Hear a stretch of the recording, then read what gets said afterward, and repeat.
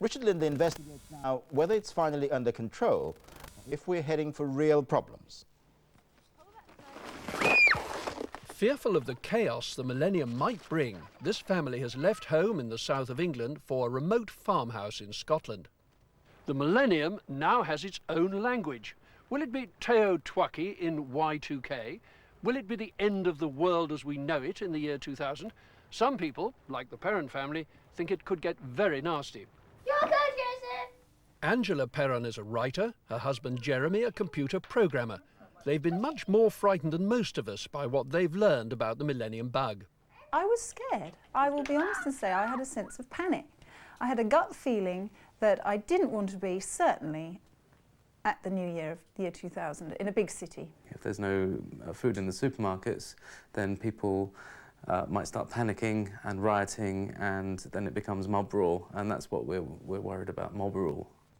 The government is trying to calm fears about the bug while urging companies to make greater efforts to deal with it. The goal is business as usual come the millennium. Are we facing the end of the world as we know it? Absolutely not. You don't have a guarantee today of electricity, water or gas. You have a very high confidence level. That's what I'm aiming to produce for the millennium period as well. So we think the lights will stay on?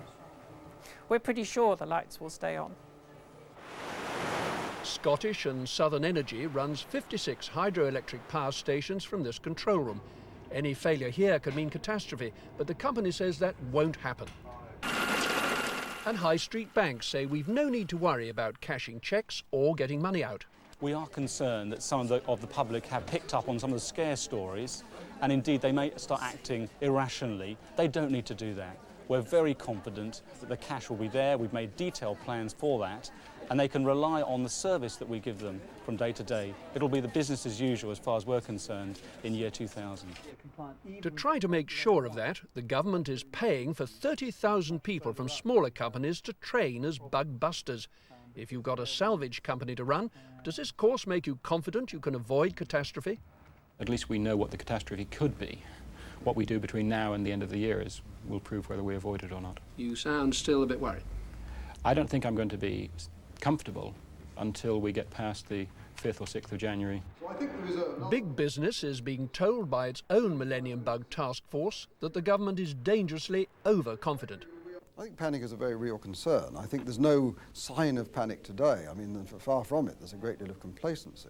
And I think the best way of avoiding panic in November, which is a possibility, the best way of avoiding that, which could be very dangerous indeed, is to create an atmosphere today of informed discussion. We don't need to panic yet, but we can't be complacent. After all, the last time we put too much trust in new technology, it hit an iceberg and sank. So even if we don't stockpile quite as much as Angela Perron, it may be sensible advice to put a few extra supplies in the store cupboard before the New Year holiday. Richard Lindley, News at 10 in Scotland. The winning numbers in tonight's National Lottery draw were